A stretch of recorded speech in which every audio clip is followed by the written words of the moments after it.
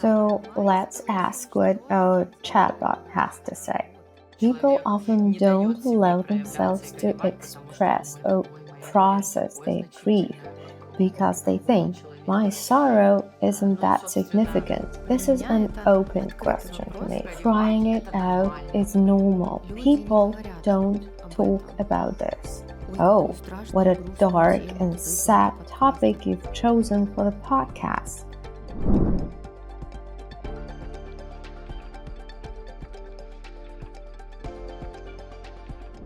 Hey Alla, welcome to the podcast. Honestly, so excited to have you. Hi Anna, I'm also very happy to be here. Let me introduce our guests right away. Alla Savchenko is the founder of the community of professionals that guide and support the dying, their family, and loved ones. We're also testing AI for mental health. And our second guest is Embrace Me AI. We will go through the questions of our listeners about grieving and comment on how helpful the AI answers are. Well, let's get started. Please tell us about the Death Foundation and end-of-life doulas community. That might seem even a little frightening. Yes, I understand that the word death in the name can be quite scary and off-putting. But the thing is, our community was actually shaped after a meeting of 3 death doulas. Death doula also sounds quite scary, doesn't it? But it's actually a new profession. People of this profession help other people, support them in the process of dying and grieving. These are universal processes that, unfortunately, happen to each of us. That is why our community brings together absolutely all people, everyone who will die someday. Tell us a little bit about the fact that not everyone knows that grieving does not come only after loss. The fact is that for most people, the word loss is only about the death of a person, the death of a loved one. But in fact, the whole list of things that happen to us in one way or another also belongs to the category of losses. And all these events are also accompanied by the process of grieving. Sometimes very strong in terms of intensity. It can be even stronger than in the case of losing a loved one. We work with such losses. It's hard for me to estimate the numbers or percentage, but this is a very frequent request to death doulas. Specifically, the requests to accompany and live through such, so to speak, non-obvious losses. Well, in one of the interviews on Wonderzine, an end-of-life doula says that doulas in the US and the UK work more with the dying or partly with their relatives. They support through the grieving journey and the dying process, not after. We have adapted the classic model of death doula that exists in the Western countries. There, indeed, there are separate people who work with the dying, and separately there are professionals who work with the grieving. Since people are not receiving neither type of support in Ukraine, there is a demand. In fact, even more need from grieving people than from the dying ones. At this stage, we decided that we can combine it. And doulas can actually very effectively support people both in the process of dying and in the process of grieving. Because both these processes are natural processes in a person's life. And the doula approach works great with such requests. Yes, that's exactly how we met. When I discovered the doulas that support trauma of loss and decided to try and heal my long-term trauma of grieving. we asked our communities about the topic of grieving, losses, and their personal experience as they learn to handle a change themselves or want to support someone who is grieving now. Since there are sort of three of us, we will start with a question from Katya, and we will pass it on to our empathetic grieving assistant. I feel some kind of competitiveness with the digital assistant. Curious and yet worrisome. So, well, let's go. I will read the questions for our listeners and we will see what the chatbot will answer. Then we will discuss how good it is and answer ourselves, let's say from a more human approach. Hey, I'm Kate. I'm going through a breakup with someone I was with for 12 years. It was my decision to leave. All the public advice tells us how to cope if you were dumped, but there's not a single book on how to support yourself when you're the one who initiated it. You experienced the breakup like a death, and sorrow is everywhere in a funny picture, a song, a street, food. You think maybe it was all for nothing because all the bad things disappear and memory only preserves love. How do you cope with loss when you're the initiator? Hi, Kate. I'm so sorry you're going through this. Even though you made the decision to leave, it doesn't make the pain any less real. The end of a long-term relationship can feel like a profound loss, much like a death, and it's important to honor that feeling. 1. Acknowledge your feelings. Allow yourself to feel the full range of emotions that come with this breakup: grief, guilt, sadness, even relief. These feelings are all valid, and it's important to give yourself permission to experience them without judgment. 2. Remember why you left. There was a reason, or likely several reasons, why you chose to end the relationship. Remind yourself of these reasons. It's common for our minds to romanticize the past, focusing on the good times and forgetting the struggles that led to your decision. 3. Seek support. Surround yourself with supportive friends and family.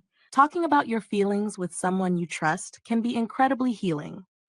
If you're comfortable, consider seeing a therapist who can provide a non-judgmental space to explore your emotions and offer strategies for coping. 4. Practice self-care. Take care of your physical and emotional well-being. This can include getting enough rest, eating well, exercising, and engaging in activities that bring you joy or peace. Sometimes small acts of self-care can have a big impact on your overall mood and mental health. U5. Create new memories. Engage in new activities or hobbies that you may have put aside during the relationship. This can help you create new positive memories and start to see your life beyond the relationship. 6. Reflect and grow. Use this time to reflect on what you've learned about yourself through this relationship and its end. What are your needs and boundaries? What are your goals for the future? This can be a time of significant personal growth. 7. Give it time. Healing takes time, and it's okay to move through this process at your own pace. Be patient with yourself and understand that it's normal for grief to come and go in waves. Would you like some specific techniques or exercises that could help you process your grief? The text is actually correct. Moreover, it's a meaningful one.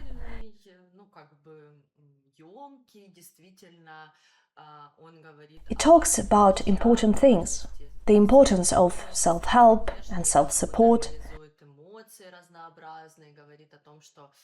It normalizes emotions, various ones, talks about how the grieving process goes and what is normal in this process.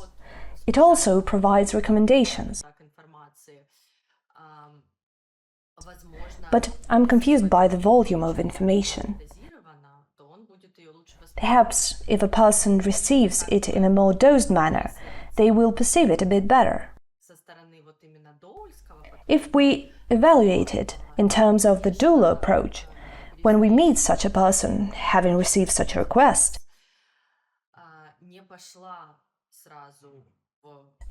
I wouldn't immediately go into all these explanations about how it all happens. I would go deeper into exploring their grieving process, so that the person would have a space for their emotions. I would clarify what this person feels, how their emotions manifest, and why, in their opinion, the situation causes such feelings. So that the emphasis would be more on the inner feelings of the person.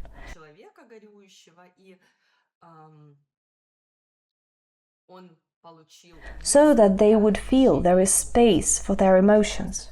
Because very often, when a person begins to talk about their emotional state, they begin to express these emotions. This is when the grieving process starts, which is effective in contact with another person.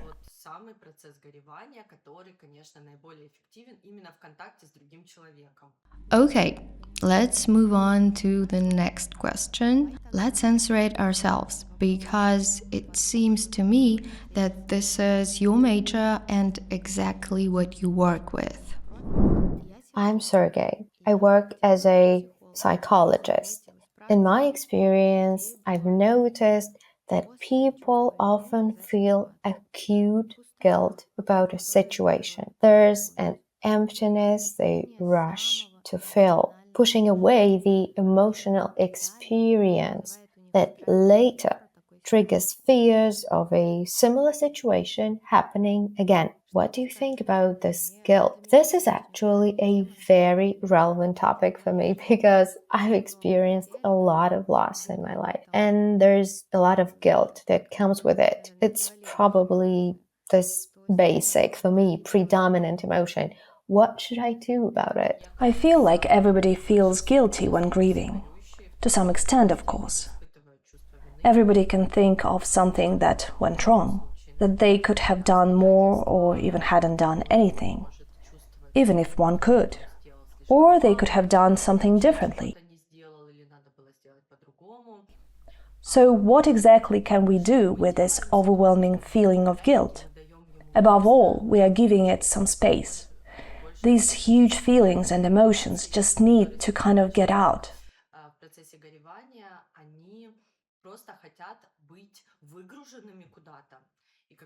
As they are processed and sort of put out there, it gets easier.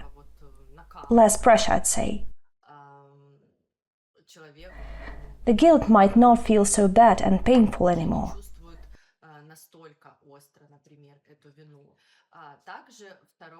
Secondly, we need to normalize these feelings. For example, when we hear that a person feels so much guilt, we are exploring it. We're trying to dig deeper and try to understand why this is so overwhelming. Let's move on to the next question and give you some time. Hey, I'm Valery. Could you define loss from a psychological perspective? How to recognize it? What are the feelings, emotions, behaviors, or other indicators that signal we're experiencing loss? And the third one, how to understand how much time do I need to live with this and how to deal with these feelings? Hi, Valerie. Understanding loss from a psychological perspective. Definition of loss. From a psychological perspective, loss refers to the experience of having something or someone significant taken away, which can lead to a range of emotional and behavioral reactions. Loss is not limited to the death of a loved one. It can also include losing a job, ending a relationship, losing a pet, or any event that disrupts a person's sense of normalcy and security. Recognizing loss, feelings and emotions, sadness and grief, intense feelings of sorrow and crying spells, anger, feeling frustrated or angry about the loss, guilt, blaming oneself or feeling responsible for the loss, anxiety, increased worry or fear about the future without what was lost, numbness, feeling emotionally numb or disconnected from reality, behaviors, withdrawal, avoiding social interactions or activities that were once enjoyable, changes in eating and sleeping patterns, experiencing insomnia, oversleeping, loss of appetite, or overeating, restlessness, difficulty focusing, feeling agitated or restless, physical symptoms, experiencing fatigue, headaches, or other physical ailments. Cognitive indicators: confusion, trouble concentrating or making decisions, preoccupation, constantly thinking about the loss or the person who is gone. How much time do I need to live with this? There is no set time frame for how long it takes to process a loss, as it varies greatly from person to person. The grief process is highly individual and can be influenced by factors such as the nature of the loss, personal resilience, support systems, and previous experiences with loss. Dealing with these feelings. 1. Allow yourself to grieve. Accept that it is normal to grieve and that your feelings are valid. Avoid judging yourself for how long the process is taking. 2. Seek support. Talk to friends, family, or a therapist about your feelings. Join a support group where you can share experiences with others who understand. 3. Engage in self-care. Ensure you are eating well, getting enough rest, and engaging in physical activity. Practice relaxation techniques such as deep breathing, meditation, or yoga. 4. Express your feelings. Write in a journal, create art, or find other creative outlets for your emotions. Allow yourself to cry when you need to. 5. Maintain routine. Try to keep up with daily activities and routines to provide a sense of normalcy. 6. Be patient with yourself. Understand that grief is not a linear process and that it's okay to have good and bad days. If you ever feel overwhelmed, reaching out to a mental health professional can provide you with additional tools and support to navigate through your grief. Would you like to go for a walk to reflect on this? What do you think? I think this is great. And I even have nothing to add. When it gets to the case to figure out how something works, it answers pretty good. It provides structured information, and it looks like a high-quality perspective that is useful.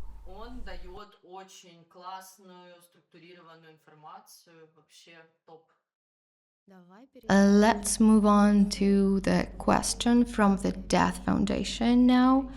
Could you explain what kinds of losses are considered non-obvious? Non-obvious losses are any losses not directly related to a person's death. This can be the death of a pet, divorce, separation, or change in social status.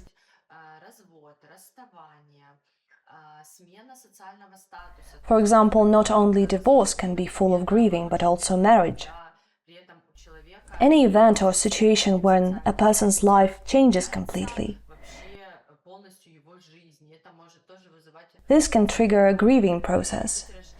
It can be the birth of a firstborn or the loss of children at any stage, abortion, perinatal losses, miscarriages, infertility, unsuccessful fertility intervention like IVF attempts.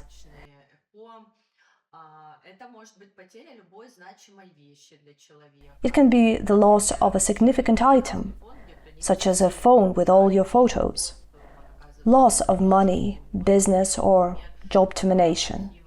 A large layer of non-obvious losses is related to the moral sphere. The loss of principles, disappointment in them, change of your worldview or mindset, loss of identity, transition from one religion to another.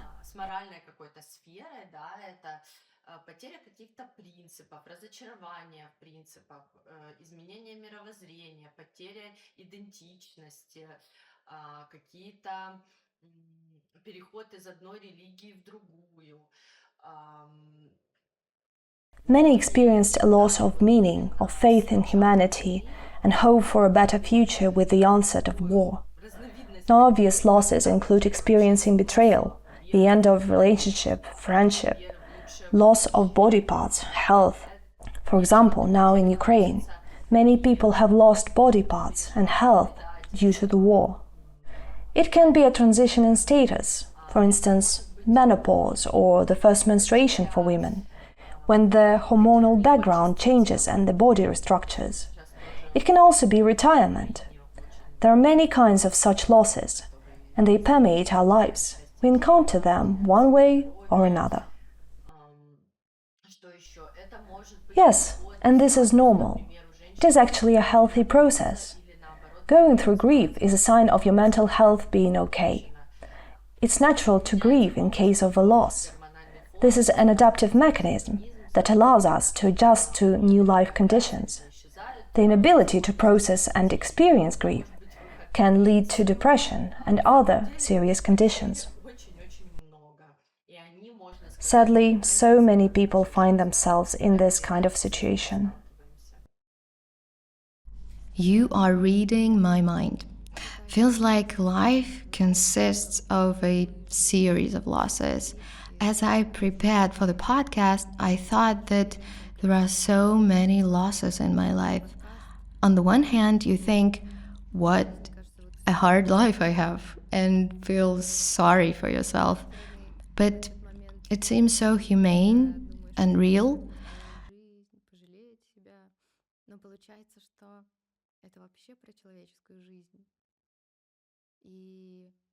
It turns out that grieving is there almost all of the time. Are there people who go through it easily? Yes, and this is normal. It is actually a healthy process. Going through grief is a sign of your mental health being okay. It's natural to grieve in case of a loss. This is an adaptive mechanism that allows us to adjust to new life conditions. The inability to process and experience grief can lead to depression and other serious conditions.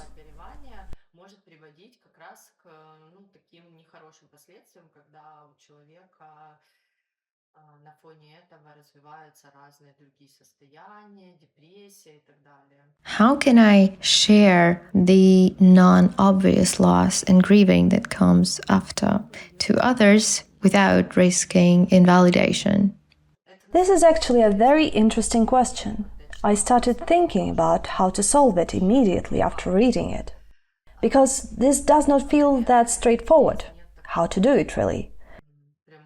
It doesn't seem to me that there is a direct answer here, or a specific algorithm to follow and adapt. I would decompose the solution into two parts. The first part is about talking to people more about different losses and about death.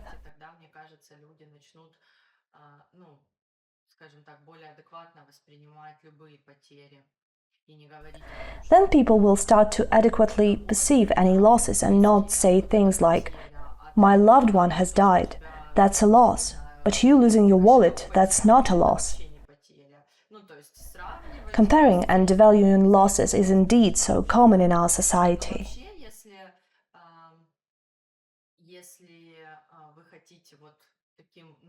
If you want to convey your thoughts to a person, you can lean on the authentic relationship concept.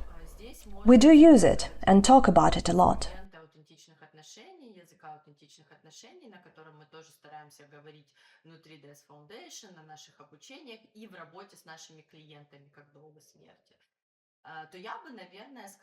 I would say, I feel so anxious and worry so much right now, because I assumed that my loss might sound not very important to you. But I would like you to know that this loss has inflicted a deep wound on me.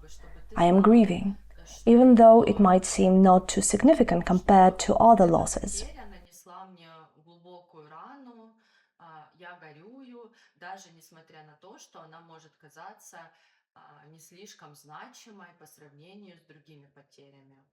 This approach empowers us to share our concerns, our assumptions about how a person might perceive your loss. It will help set the person up to understand that for you, this is indeed a significant and profound loss.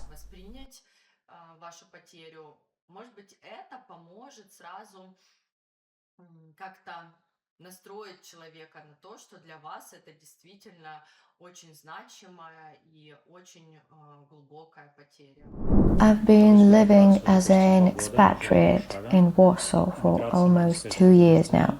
It's fair to say that relocation was involuntary. During this time, I realized that I don't feel at home in my new environment. I still feel like an expatriate. My connection to my loved ones, my hometown, my home country, favorite cafes, establishments, spots and streets has only grown stronger.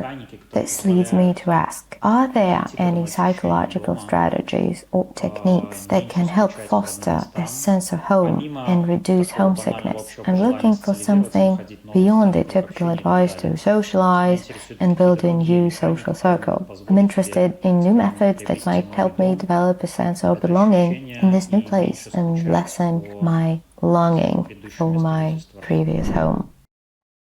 I could ask this question myself. I've been in immigration for 2 years and I feel the same way. Hi, Sergey. It's completely understandable to feel this way, especially since your relocation was not voluntary. Creating a sense of home in a new place can be challenging, but here are some psychological strategies and techniques that might help you feel more at home in Warsaw and reduce homesickness. 1. Create familiarity. Personalize your space. Decorate your living space with items that remind you of home, such as photographs, artwork, or souvenirs from your hometown. Familiar objects can provide comfort and a sense of belonging. Cook comfort foods. Preparing and eating your favorite dishes from home can evoke positive memories and create a comforting routine. 2. Establish new routines. Daily rituals. Establish new daily routines that you can look forward to, whether it's a morning walk in a nearby park, visiting a local cafe, or a weekly activity. Explore Warsaw. Dedicate time to explore different parts of the city. Finding places that you enjoy and frequenting them can help build a sense of familiarity. 3. Connect with your roots. Cultural activities. Engage in cultural activities related to your home country, such as joining a cultural club, attending events, or participating in online communities. Language practice. If possible, find ways to speak your native language, whether through language exchange groups, online forums, or local communities. 4. Create new traditions. Celebrate holidays. Incorporate your home country's holidays and traditions into your life in Warsaw. This can help maintain a connection to your roots while integrating into your new environment. Invite friends. Share your traditions with new friends. Hosting a cultural night or a traditional meal can be a great way to bond and create new memories. 5. Engage in mindfulness and reflection. Journaling. Keep a journal to reflect on your feelings and experiences. Writing about your journey can help process emotions and recognize the progress you're making. Mindfulness practices. Practice mindfulness or meditation to stay grounded in the present moment and reduce feelings of longing for the past. 6. Seek professional support. Counseling. Consider speaking with a therapist or counselor who specializes in issues related to immigration and adaptation. They can provide personalized strategies and support. Support groups. Join support groups for expatriates or those who have experienced forced relocation. Sharing experiences with others who understand your situation can be incredibly comforting. 7. Engage in meaningful activities. Volunteering.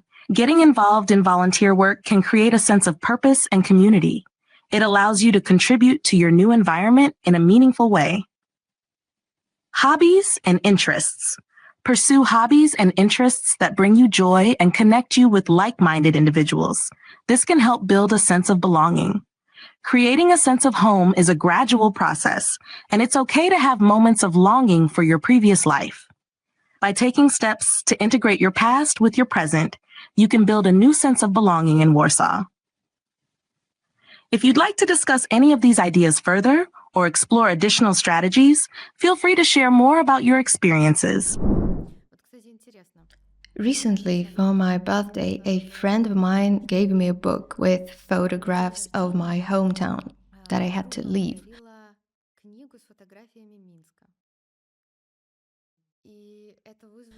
It caused me a storm of emotions. I cannot come back, and it's really painful. Many months have passed. I haven't opened the book once. The book is cool. The author made a great job and took beautiful photos, but it is a painful story for me. The advice to put up photos of your hometown for me might be saddening. This is an ambiguous advice.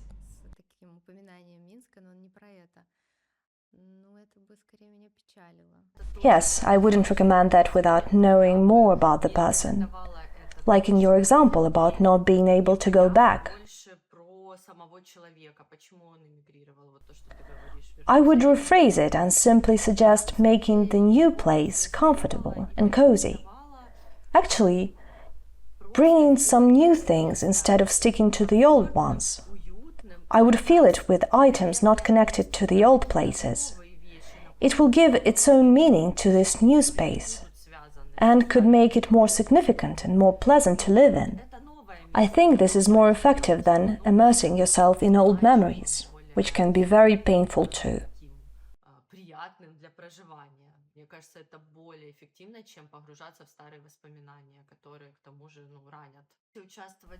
Participating in community life sounds like a really good plan.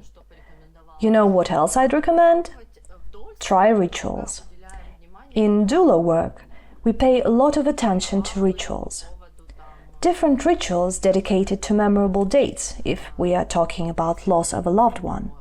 When it comes to non-obvious losses, you could explore a ritual that would mark the end of something important, and therefore acceptance of the fact that they are now living in a new place, that this is their new home. It's as if the connection with the old home is broken in a way. It is different now. Life has changed. It's like wanting to put a full stop and move on. We want to start writing their story in the new place after this point. And to put this full stop, some rituals could be very helpful and work like some sort of milestones.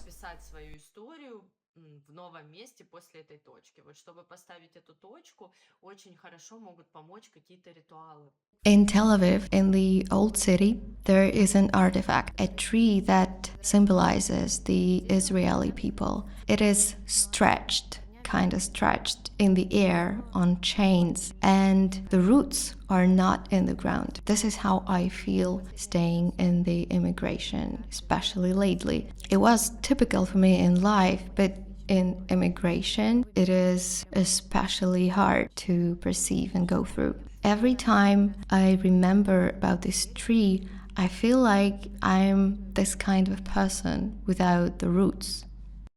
Speaking of your story about the tree without roots, the process of grieving completion, when you've fully processed your grief, really helps with adapting to new life conditions. And through fully committing to the grief journey, a person can come to a state of acceptance, accepting that their life has changed irreversibly. So yes, they live in a new place now. This is happening, and they need to adapt to this new life. Well, the question here is more about what to do with this comparison. It is real. I think it's important to simply start with noticing that the comparison exists. That's a great deal already. It is the first step when we notice a problem.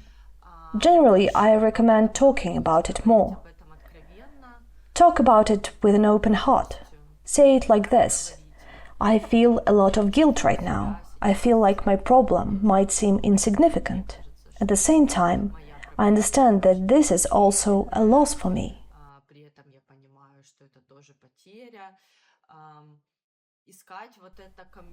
On top of that, look for a community of people who are understanding, and mainly be that kind of person for others. Go to professionals who will be understanding of any loss, whether it's a doula or maybe a psychotherapist. In other words, talk about it. And I think gradually their attitude in society will change. It's not a quick process, but it's happening, I think.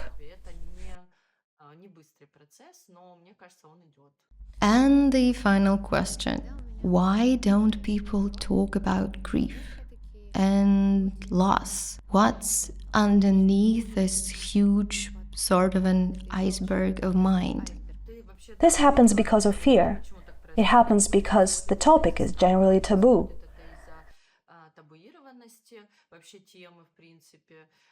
People are afraid that if they talk about it, others will perceive them differently, that they will immediately become these unpleasant companions who talk about heavy stuff.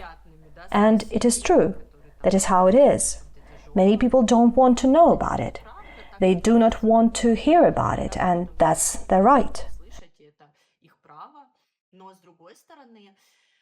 But on the other hand, there are many people who react differently. They say, "Wow, you're talking about an important topic. I have no one to talk about this with. And you're so open about it."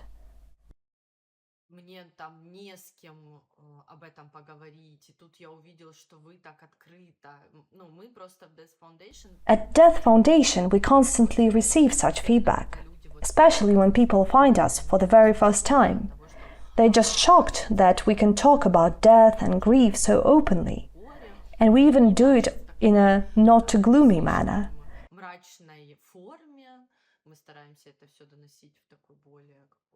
We try to convey all this in a somewhat lighter form, and here I think, for such people, an app or a chatbot can become this safe spot.